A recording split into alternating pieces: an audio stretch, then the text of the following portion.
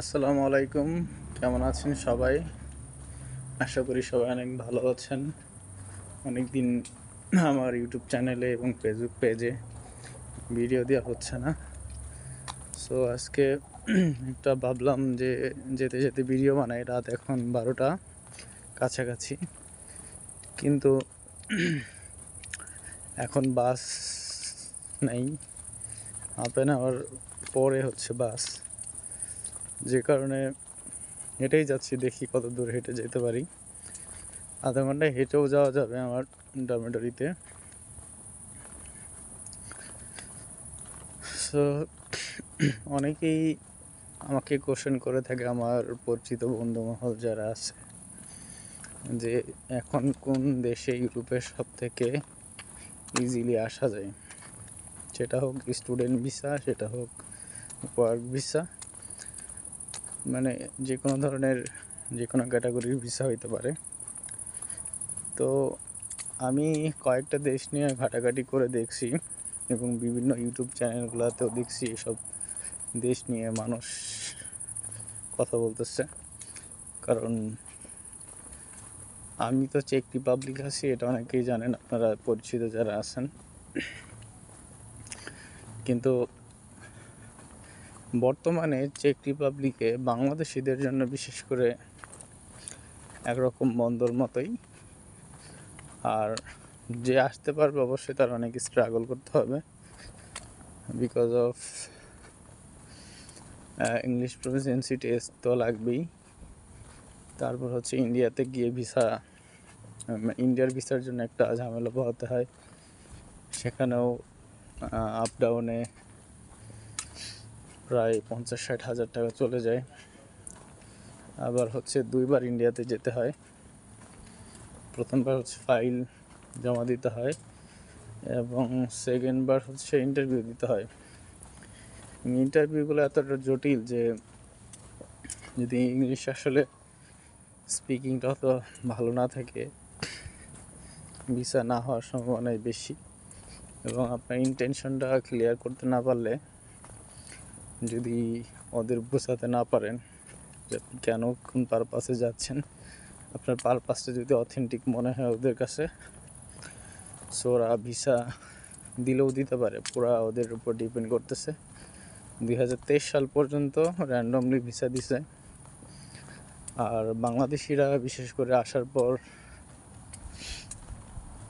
অন্য দেশে মুভ করে চলে যায়, পড়াশোনা করে না। এটাই মেন সমস্যা। আর তাই আমি বলবো যে চেক রিপাবলিক বাদ দিয়ে অন্য কোনো একটা দেশ নিয়ে ট্রাই করেন। যেমন আমার তালিকায় আমি বলতে পারি হচ্ছে ক্রোয়েশিয়ার কথা। ক্রোয়েশিয়াতে স্টুডেন্টরা খুব কম যায়, ওয়ার্ক পারমিটে মেনলি যায়। কিন্তু যদি এটার জন্য ইন্ডিয়া যেতে হবে, কিন্তু এটার জন্য আপনার অ্যাম্বাসি অ্যাপয়েন্টমেন্ট অ্যাভেলেবেল পাওয়া যায়।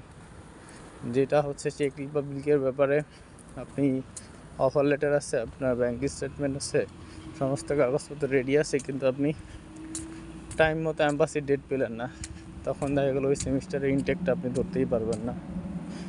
এরকম অনেক সমস্যা, অনেক প্রতিকূল অবস্থা মধ্য দিয়ে আমি আসছি। আমার মতো অনেকেই এরকম ফেস করছে। আমার আসার কথা ছিল 2023 সেপ্টেম্বরে, আমি অ্যাম্বাসি ডেট পাইনি, যে কারণে আমার ওই সেপ্টেম্বর সেশনটা মিস হয়। তো আপনারা এরকম ক্রোয়েশিয়ার ক্ষেত্রে, তবে অনেক কম এজেন্সি আছে যে কাজ করে। আমি কোনো এজেন্সির কথা রিকমেন্ড করব না, নিজে নিজে অ্যাপ্লাই করার চেষ্টা করেন। আমি এজেন্সির কাছে 2বার টাকা দিয়ে ধরা খেয়েছি।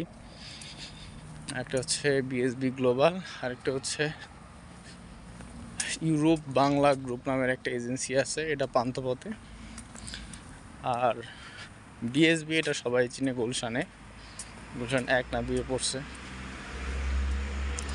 তো এটা হচ্ছে অনেক বড় একটা এদের কাজ হচ্ছে আপনার 100 ফাইল নিলে 30-40 হাজার টাকা করে এক একজনের কাছ থেকে নিলে এদের বড় একটা অ্যামাউন্ট হয়ে যায়।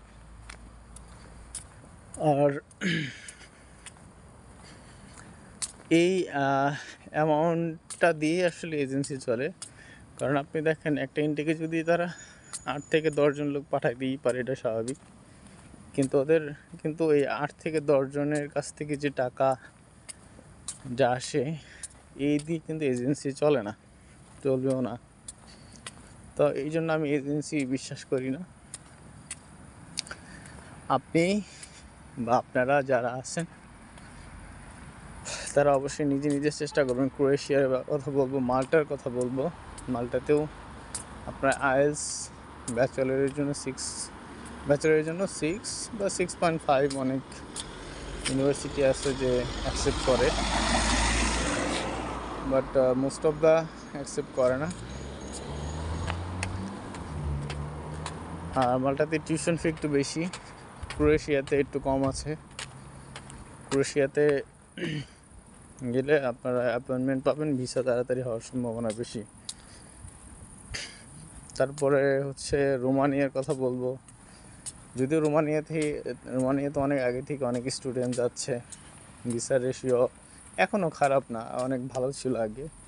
এখন একটু কমার কারণ হচ্ছে এরা অন্য সব ইউরোপিয়ান কান্ট্রিতে মুভ করতেছে।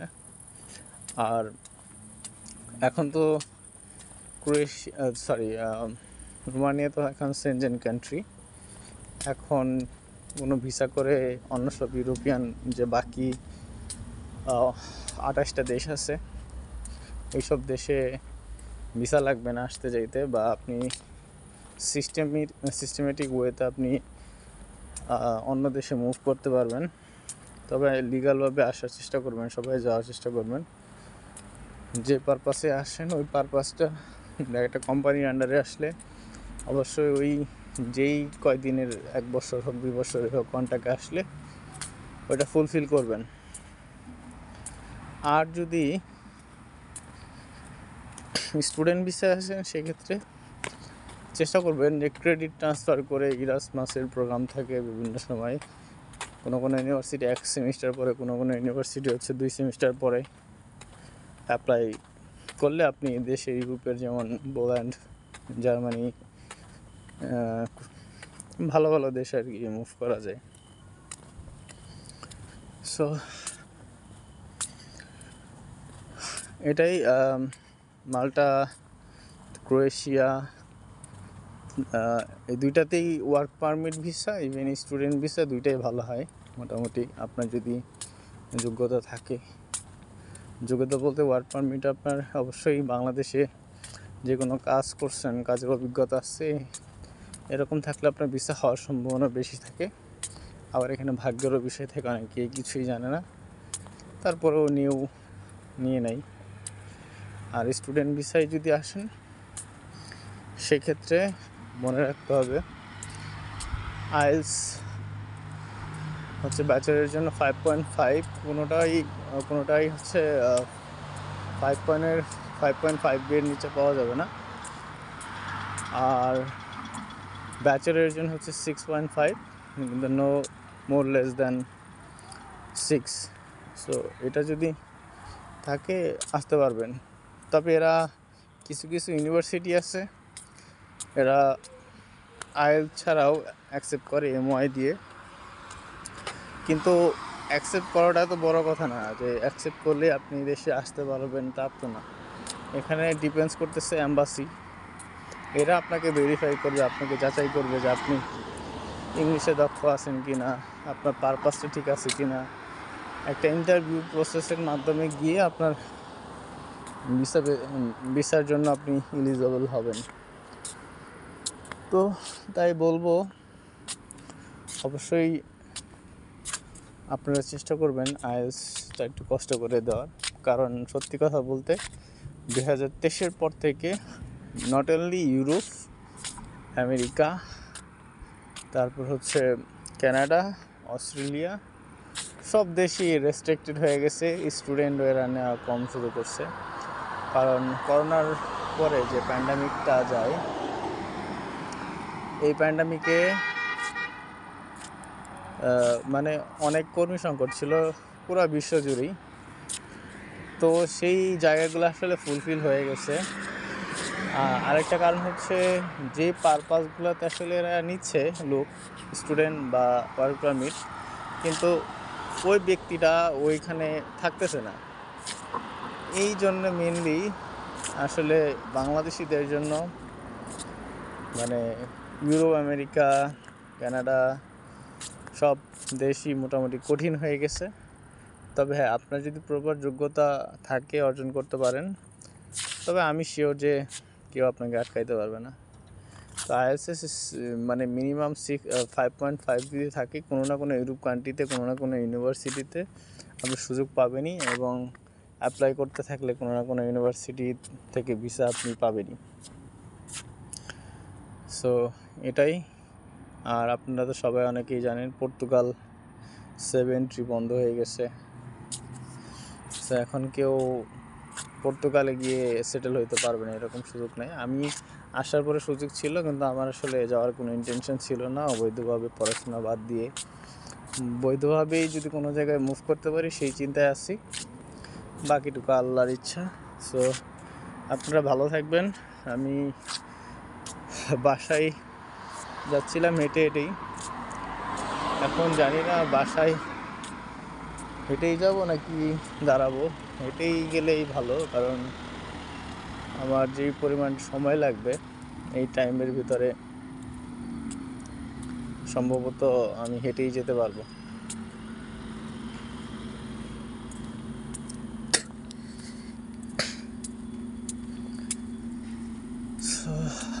সবাই ভালো থাকবেন। আমি এখন ভিডিওটা এখানেই শেষ করছি।